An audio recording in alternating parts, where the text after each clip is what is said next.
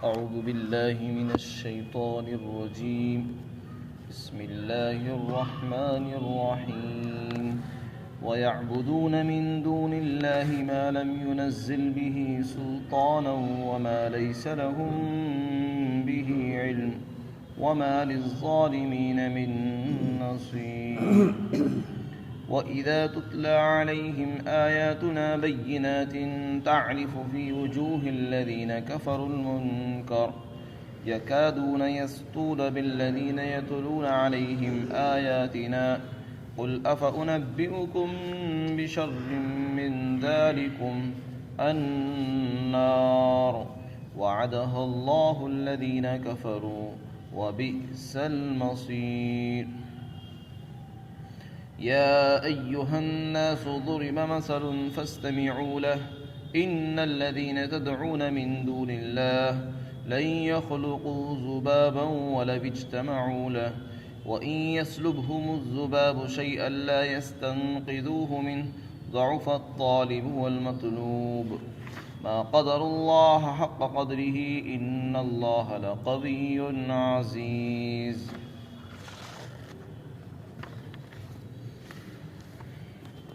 اور لوگ اللہ کو چھوڑ کر ان چیزوں کی عبادت کرتے ہیں جن کے بارے میں اللہ نے کوئی دلیل نہیں اتاری ہے، اور نہ ہی ان لوگوں کو اس بات کا کوئی علم ہے، اور ظالموں کا کوئی مددگار نہیں ہوگا۔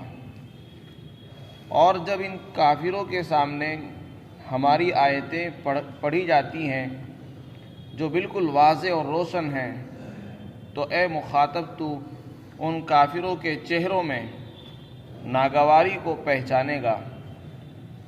قریب ہے کہ وہ حملہ کر دیں ان لوگوں پر جو ان کے سامنے ہماری آیتیں پڑھتے ہیں۔ اے پیغمبر صلی اللہ علیہ وسلم آپ کہہ دو، کیا میں تمہیں اس سے بھی زیادہ ناگوار چیز نہ بتاؤں؟ وہ آگ ہے جس کا اللہ نے وعدہ کیا ہے کافروں سے، اور یہ برا ٹھکانہ ہے۔ اے لوگو، ایک مثال بیان کی گئی ہے، اسے کان لگا کر سنو۔ تم لوگ اللہ کو چھوڑ کر جن خداؤں کی عبادت کرتے ہو، ہرگز انہوں نے کچھ ایک مکھی بھی پیدا نہیں کی، اور اگرچہ وہ سب اکٹھے ہو جائیں اس کام کے لیے۔ مکھی پیدا کرنا تو دور کی بات ہے، اگر مکھی ان سے کوئی چیز چھین لے جائے تو وہ اسے واپس نہیں چھڑا سکتے۔ طالب بھی کمزور ہے، مطلوب بھی کمزور ہے، اور انہوں نے اللہ کی تعظیم کو ایسا نہیں پہچانا، اللہ کی تعظیم ایسی نہیں کی جیسے کہ اس کا حق تھا۔ بے شک اللہ قوی ہے، زبردست ہے۔ یہاں پر اللہ تعالیٰ نے مشرکین کے شرک اور کفر کی تردید فرمائی ہے۔ قرآن کریم میں اللہ نے توحید کو جا بجا بیان فرمایا۔ قرآن کریم پورا توحید سے بھرا ہوا ہے، یعنی اللہ ایک ہے، اس کے اوپر مختلف آیتیں، مختلف مضامین طرح طرح سے اللہ تعالیٰ بیان فرماتے ہیں۔ اللہ ایک ہے، اس بات کو سمجھانے کے لیے اللہ نے بے شمار مثالیں بیان کی ہیں۔ یہاں بھی اللہ نے مشرکین کے شرک کی تردید کرتے ہوئے فرمایا کہ جو لوگ اللہ کو چھوڑ کر کسی بھی چیز کی عبادت کرتے ہیں اور اس کو اپنا خالق اور معبود اور اپنا مددگار سمجھتے ہیں، وہ ظاہر ہے وہ اللہ کے علاوہ سب مخلوق ہی ہے۔ تو جس مخلوق کو انہوں نے اپنا خدا سمجھ رکھا ہے اور اپنا کارساز اور مصیبتوں کو دور کرنے والا، نفع پہنچانے والا سمجھ رکھا ہے، اللہ تعالیٰ فرماتے ہیں اس کی ان کے پاس کوئی دلیل نہیں ہے اس بات کے جواز کی کہ یہ جائز ہے یا ناجائز۔ شرک کے جائز ہونے کی کوئی دلیل مشرکین کے پاس نہیں ملے گی آپ کو۔ اگر یہ شرک جائز ہوتا تو اللہ کی طرف سے اس کی اجازت ہوتی، قرآن میں ہوتی۔ قرآن سے پہلے بھی بہت سی کتابیں آئی ہیں، تورات میں ملتی، انجیل میں مل جاتی، زبور میں ملتی، کسی بھی آسمانی صحیفے میں یہ بات ہوتی، لیکن کہیں یہ بات نہیں ہے، بلکہ سب توحید سے بھرے ہوئے ہیں۔ تو جب وہ توحید سے بھرے ہوئے تو اس میں شرک کی اجازت کہاں ہوگی؟ تو کسی کتاب میں نہیں ہے، نہ اللہ نے اوپر سے اجازت اتاری ہے، نہ ہی ان کے پاس عقلی دلیل ہے۔ ان کی عقل بھی یہ نہیں کہہ سکتی کہ یہ جائز ہے، لیکن یہ اتنے بے عقل ہیں، ان کو اپنے عمل کی کمزوری کا احساس نہیں کہ ہم کس عمل کو کر رہے ہیں۔ اس سے ان کی بیوقوفی کا، حماقت کا اندازہ ہوتا ہے کہ یہ کتنے پاگل ہیں اور کتنے عقل کے مارے ہوئے ہیں۔ انہیں ابھی تک احساس نہیں کہ ہم نے کس کو خدا مان لیا ہے۔ اللہ تعالیٰ فرماتے ہیں نہ تو ان کے پاس علم ہے، نہ ان کے پاس کوئی دلیل ہے، نہ اللہ نے اس کی دلیل اتاری ہے شرک کے جواز کی، اور لیکن چونکہ یہ سب عقل کے مارے ہیں، کر رہے ہیں شیطان کے بہکائے میں آ کر، اس لیے یہ ظالم ہیں، اور جو ظالم ہوتے ہیں اللہ ان کی مدد نہیں کرتا۔ دنیا میں بھی کوئی مدد نہیں ہوگی، اور قیامت کے دن جب یہ مریں گے اس دن کوئی ان کی مددگار نہیں ہوگا، نہ کوئی ان کی مدد ہوگی، نہ کوئی ان کی سفارش اور سنوائی ہوگی، بلکہ ان کو جہنم میں ڈال دیا جائے گا، وہیں سڑتے رہیں گے۔ دنیا میں جو لوگ کافر ہیں، قرآن کا انکار کرتے ہیں، اسلام کے مخالف ہیں، مسلمانوں کے دین کے دشمن ہیں، ان کا حال بیان کیا کہ جب ان کے سامنے ہماری آیتیں، قرآن کی آیتیں پڑھ کر سنائی جاتی ہے، تلاوت کی جاتی ہے، تو انہیں وہ بڑی ناگوار لگتی ہے اور انہیں غصہ آتا ہے، جلال آتا ہے، اور ان کی غصے کے اثرات آپ ان کی پیشانی پر دیکھو گے۔ قرآن کہہ رہا ہے جو لوگ خدا کو نہیں مانتے، قرآن کو نہیں مانتے، اللہ کو نہیں مانتے، نبی کے دشمن ہیں، ان کے چہروں پر تمہیں ناگواری کے، غصے کے اثرات نظر آئیں گے صاف طور سے، اور اس کو پہچان لو گے۔ بلکہ کبھی کبھی تو ایسا ہوتا ہے کہ وہ یہ چاہتے ہیں جو لوگ ان کے سامنے ہماری آیتیں پڑھ کر سنا رہے ہیں ان پر حملہ کر دیں، ان پر حملہ کرنا چاہتے ہیں، وہ کوشش کرتے ہیں کہ ان کو مار دیں۔ تو یہ ان کی اپنی کوشش ہے، یہ در حقیقت یہ ناگواری کا اثر ہے، اور اس غصے اور جنون کا اثر ہے، وہ اس کو آمادہ کر رہا ہے حملہ کرنے پر۔ اللہ تعالیٰ فرماتے آپ ان سے کہو یہ جو ناگواری تمہیں اسلام سے ہو رہی ہے، اسلام سے جو نفرت ہے، مسلمانوں کو دیکھ کر تم جلتے ہو، نفرت کرتے ہو، یہ ناگواری تو بہت چھوٹی سی ہے۔ اس سے بڑی ناگواری بتاؤں؟ یہ ناگواری تو چھوٹی سی ہے، اس کا تو ازالہ ممکن ہے۔ آدمی غصہ ہو کر کسی طرح بھی جو ہے اپنا بھڑاس کو نکال لے گا اور اپنی غصے کا تدارک کر لے گا، لیکن اس سے بڑی جو ناگواری ہے وہ جہنم کی آگ ہے۔ تم نے جو دنیا میں انکار کیا ہے، اسلام سے نفرت کی، مسلمانوں سے نفرت کی، اس کے نتیجے میں تمہیں جب کل قیامت کے دن جہنم کی آگ میں جلنا پڑے گا، وہاں تم چیخو گے، چلاؤ گے، وہاں چیخنے چلانے سے جو تمہیں ناگواری ہوگی اور اس آگ میں لہو اور پیپ ہوگا، وہ تمہیں برا لگے گا، لیکن اس ناگواری کا کوئی ازالہ ہی نہیں ہوگا، وہاں سے اس کا نکلنے کا کوئی حل نہیں ہوگا، ایسی ناگواری ہوگی۔ دنیا میں تو انسان اپنے غصے کو بجھا لیتا ہے، کسی طرح بھی اپنے غصے کی بڑاس بھی نکال لیتا ہے، لیکن وہ جو ناگواری ہوگی وہ کبھی ختم ہونے والی نہیں ہے۔ اس لیے اسلام سے نفرت کر کے تم لوگ صحیح نہیں کر رہے ہو، بلکہ یہ تمہارا فیصلہ غلط ہے۔ آج تم نے اسلام سے نفرت کی، قرآن سے نفرت کی ہے، کل کو اس سے بڑی ناگواری تمہیں پیش آنے والی ہے۔ اسلام سے نفرت کر کے کیا ہوگا؟ اسلام کا کوئی نقصان ہونے والا نہیں، مسلمانوں کو کوئی بگاڑ نہیں سکتا، نہ کچھ ان کا نقصان ہونے والا ہے۔ قرآن اللہ کی کتاب ہے، اللہ نے اس کو اتاری ہے، وہ تو قیامت تک رہے گی، کوئی اس کو مٹا نہیں سکتا، لیکن تمہیں جو ناگواری پیش آئے گی وہ کبھی ختم ہونے والی نہیں ہے۔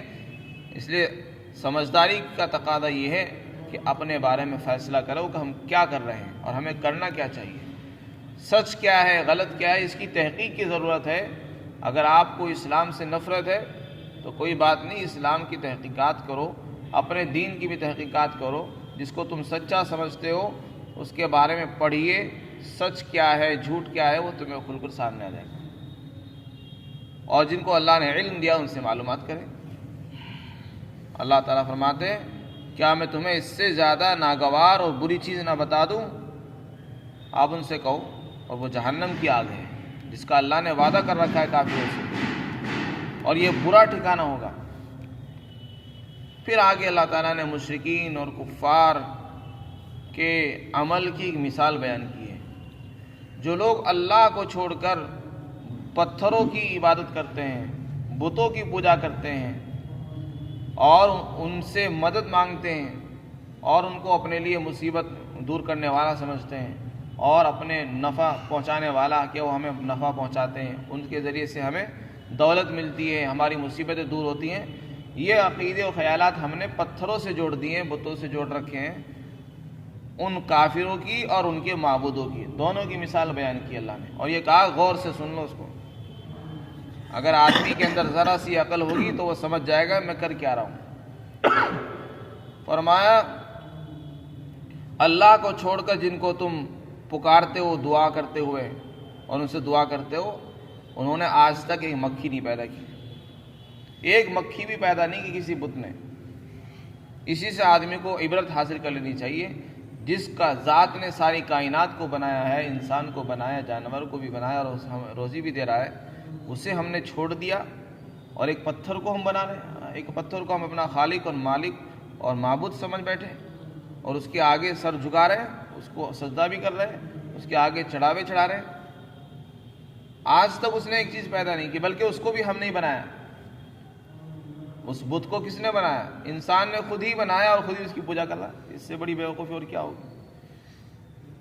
اس کو خود انسان نے بنایا اور اس نے کیا مکھی کیا پیدا کی؟ مکھی تو ایک مثال دی ہے، اللہ کی مخلوقات تو بے شمار ہے، ان میں جو مکھی بالکل ذلیل اور حقیر جانور ہے، اتنی سی بھی چیز انہوں نے پیدا نہیں کیا آج تک۔ تو جس نے آج تک کچھ پیدا ہی نہیں کیا اسے معبود اور خالق کیسے کہہ رہے ہو آپ؟ خالق تو وہ ہوتا ہے جس نے کچھ پیدا کیا ہو، انہوں نے آج تک کچھ بنایا ہی نہیں۔ مکھی تو پیدا کرنا بہت دور کی بات ہے، یہ تمہارے معبود، یہ تمہارے بت اتنے کمزور، اتنے ضعیف ہیں کہ اگر مکھی ان کا چڑھاوا اٹھا کر لے جائے تو یہ اسے روک نہیں سکتے، چھین نہیں سکتے اس سے۔ صاحب روح المعانی نے لکھا ہے کہ مکہ کے مشرکین اپنے بتوں کے بدن پر، ان کے جسموں پر زعفران ملتے تھے اور ان کے سروں پر شہد لگاتے تھے اور پھر دروازہ بند کر دیا کرتے تھے، روشن دانوں سے مکھیاں آتی اور وہ شہدہ چوس چوس کر لے جاتی تھی۔ ہندوستان کے مشرکین اپنے بتوں کے سامنے چڑھاوے پیش کرتے، مٹھائیاں چڑھاتے ہیں اور کھانے چڑھاتے ہیں، مختلف چیزیں ان کو چڑھاتے ہیں، اور جانور آتے ہیں ان کو لے جاتے ہیں، کتا آتا ہے اٹھا کے لے جاتے ہیں، بلی آتی ہے وہ اٹھا کر لے جاتی ہے، مکھیاں آتی ہیں وہ مٹھائیاں ان کے ذرات کو اٹھا کر لے جاتی ہے۔ کوئی بت ان کو روک نہیں سکتا، اس میں اتنی طاقت نہیں ہے۔ تو جو وہ بت اپنے چڑھاوے کو روک نہیں سکتا تو تمہاری مصیبت کو کیسے روک دے گا وہ؟ تم نے کس امید پر اس کو اپنا معبود بنایا؟ اللہ کو چھوڑ کر تم نے اس کو جو معبود بنایا، یہ بہت بڑا ظلم کیا ہے اور اس کی سزا جہنم ہوگی۔ فرمایا تمہارے معبود تو ضعیف اور کمزور ہے ہی، تم ان سے زیادہ ضعیف ہو، اس لیے کہ ان میں تو عقل ہے نہیں، البتہ جان بھی نہیں ہے ان میں، لیکن تمہارے اندر عقل تھی، صلاحیت تھی، دل اور دماغ تمہیں اللہ نے دیا تھا، تم نے اس کا غلط استعمال کیا۔ خالق کائنات کو چھوڑ کر ایسے پتھروں کو تمہیں اپنا خدا، کارساز، کام بنانے والا بنا لیا جو کچھ بھی نہیں ہے، تو تمہاری جو غلطی ہے وہ زیادہ بڑی ہوئی ہے، تمہاری کمزوری ان سے بھی بڑی ہوئی ہے۔ تو فرمایا دونوں ہی کمزور ہے، ضعف الطالب والمطلوب، طالب بھی، طالب سے مراد ہے مشرک جو ان کی طلب میں لگا ہوا ہے، اور جس کو طلب کیا جا رہا مطلوب یعنی بت، وہ بھی کمزور ہے۔ یہ مثال بیان کی ہے، یہ ان کی مثال ہے جو لوگ بتوں کی پوجا کرتے ہیں، اور ان بتوں کی، دونوں کی مثال بیان کر دی اکٹھی کہ ان کی مثال ایسی ہے جیسے کہ مکھی۔ فرمایا اے لوگو، ایک مثال بیان کی گئی ہے، اسے کان لگا کر سنو۔ اللہ کو چھوڑ کر جن کی تم عبادت کرتے ہو، جن کو تم دعا کے لیے پکارتے ہو، انہوں نے ہرگز ایک مکھی بھی پیدا نہیں کی، اگرچہ وہ سب مل کر اکٹھے ہو جائیں۔ جتنے بھی معبود ہیں دنیا میں، جتنے بھی خدا لوگوں نے بنا رکھے ہیں جھوٹے، اگر سارے کے سارے بت اور دیوی دیوتائیں سارے اکٹھے بھی ہو جائیں تب بھی ایک مکھی پیدا نہیں کر سکتے۔ پیدا کرنا بہت دور کی بات ہے، اگر مکھی ان کوئی چیز ان کی چھین لے تو اسے اس سے واپس نہیں چھین سکتے۔ فرمایا طالب بھی کمزور ہے، مطلوب بھی کمزور ہے۔ آگے فرمایا انہوں نے اللہ کی ایسی تعظیم نہیں کی جیسی کہ تعظیم کا اس کا حق تھا۔ اللہ تعالیٰ خالق کائنات ہے، قادر مطلق ہے، اکیلا ہے۔ اللہ نے ہمیں توحید کا حکم دیا تھا، اس نے ہمیں بنایا، اس نے ہمیں روزی دی، پالا بڑا کیا ہے، تو تقاضا یہ تھا کہ ہم اس کی عبادت کرتے، اس کو ایک مانتے، اس کی صفات پر ایمان لاتے، اللہ کی ذات پر ایمان لاتے۔ ہم نے ظلم یہ کیا کہ اللہ کو چھوڑ کر پتھروں کو پر ایمان لے آئے اور ان کو اپنا مددگار سمجھ بیٹھے۔ یہ ناقدری ہے، یہ اللہ کی تعظیم نہیں ہے، یہ تعظیم کے خلاف ہے۔ تو اللہ کی جو تعظیم کا حق تھا وہ ہم سے ادا نہیں ہوا، اس کے خلاف ہوا۔